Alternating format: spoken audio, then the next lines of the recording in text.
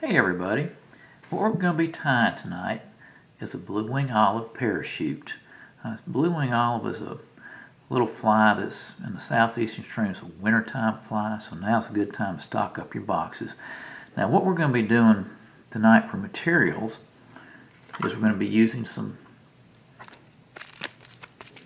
lightning strike number 16 dry fly hooks, olive green muskrat dubbing, dry fly dubbing, mayfly tails, micro tibbets, some Antron yarn for a wing, or a post, excuse me. I'm using a grizzly hackle for the wing,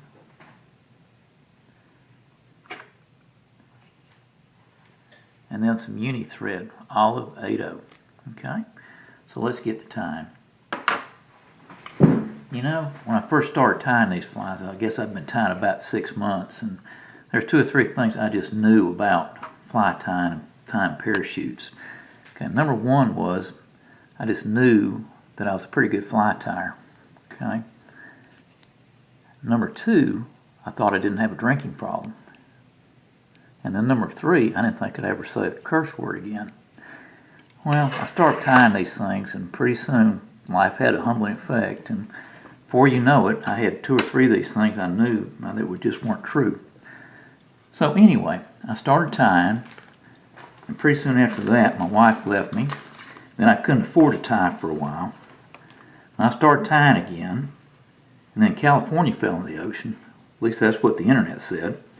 So, you know, everybody knows that's true. So anyway, you know, none of these things may be related, but I'd say just tie this at your own risk. So, first thing I like to put in is the tail. Okay. I'm going to take some of these micro tibbets, take about 4 or 5 tibbets. I'm just going to cut those right here. Okay. And we're going to put those in, okay, about the length of the hook. So we're going to tie those in just like this.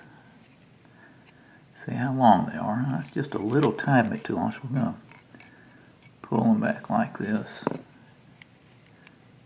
Come down, tie them down. We're going to kind of separate them, splay them out just a little bit. Okay. There you go. Okay. Now you don't have to use these. You can use hackle if you want. Works real well. Just something a little bit lighter in color, just splayed out. Okay. I'm going to come down here.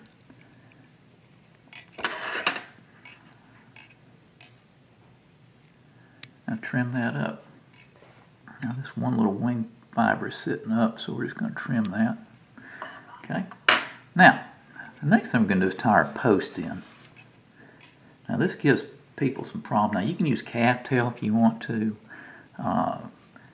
You know, I kind of like this, or parapost material, but this is Antron yarn. And what I'm going to do, you can do it one of 2 ways. You can take it and just wrap it like this, okay, where you want it, or you can just put it on the thread and just wrap it around like that, okay, and it'll tie it down. So how I'm going to put this, I'm just going to wrap it around like this, just under the hook. I'm going to come over and make a couple figure 8s. Okay. Open it up like that. All right.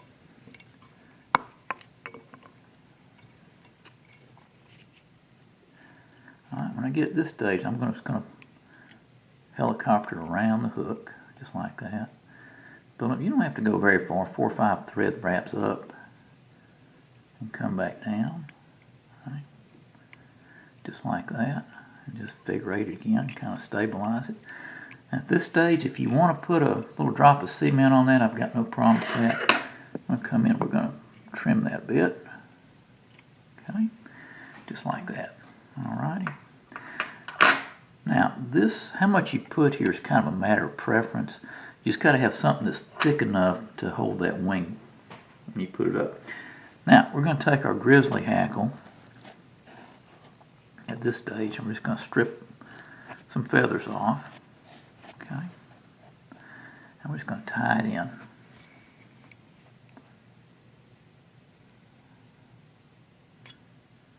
All right, just like that.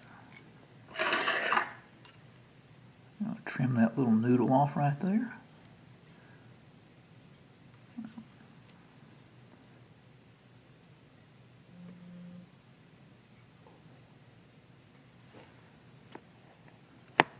There we go. Okay, I still missed it. Now we'll just pull it back and tie it down just like that. Okay, come in right here. What we're going to do is we're going to come in, we're going to wrap 3 or 4 wraps around this post. Just wrap up the post and hold your hackle down, okay? And what that's going to do is just going to stand it up a little bit. I think you've seen me do this before. It's just the way I like to do parachutes. And we're going to come back here to the back, okay?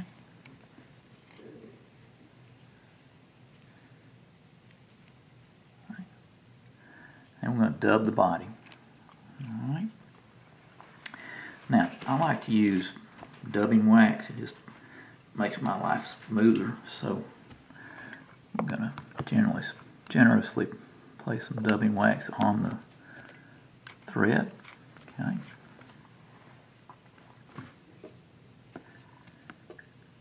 Now we're going to take some dubbing. And what you want to do is you want to just put just a little bit, make a little. And think if you can always dub more on, it's hard to get it off.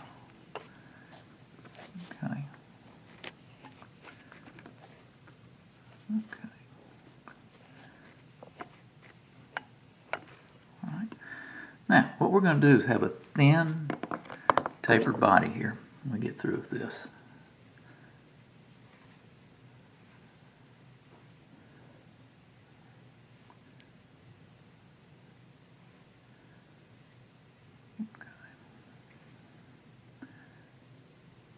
There you go. Let's see how that's just like that. And what we're going to do is we're going to add just a little more dubbing here. Just a smidgen to get us back to that post. All right. Back here. And we're going to want the thread to end up on the hook side of this post. Okay. Now, traditionally, you know, people have problems at this stage, this next stage. You can get to this stage and you think you got a perfect fly, and then, you know, little do you know, but disaster is waiting. Okay. Traditionally, you wrap your dubbing or your post material, your hackle around the post material until you get to something like this. Okay. Then you tie it off.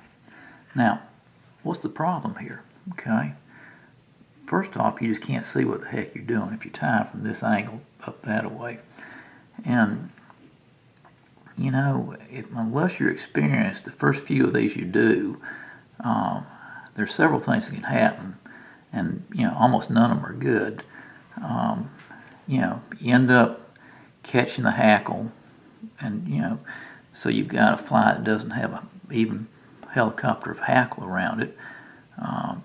You can have, you know, you'll end up seeing thread down here where you tie it off.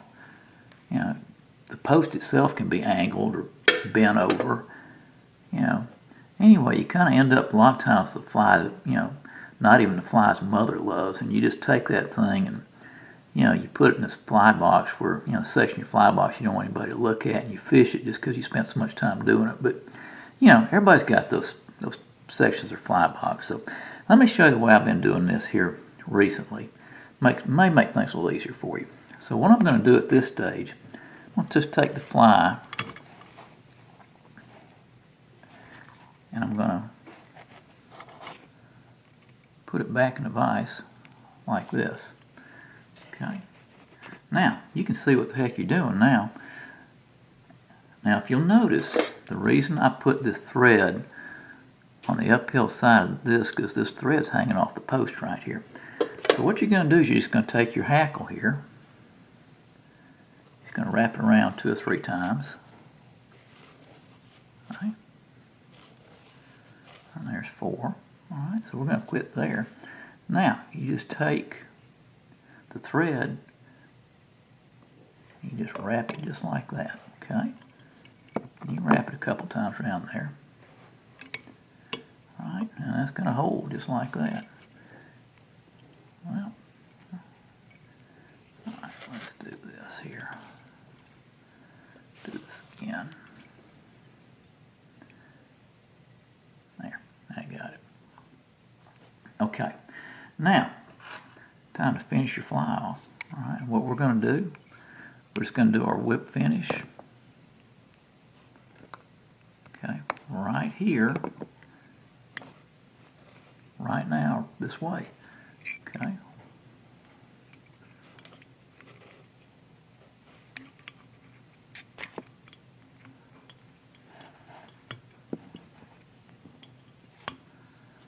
All right.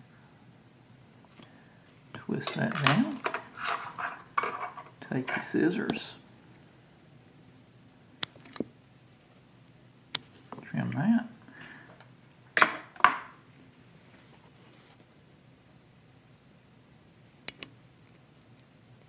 Trim that. Now you've got a couple little scoochers sitting right here. You trim that back. Okay. Put it back up in the vise. Okay.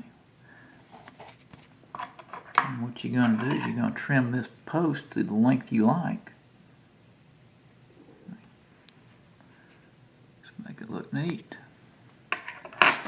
And there you go. Pretty little parachute pattern. Just like that. So, anyway, that's one you wouldn't be ashamed to put in a fly box and let other people look at. So, enjoy.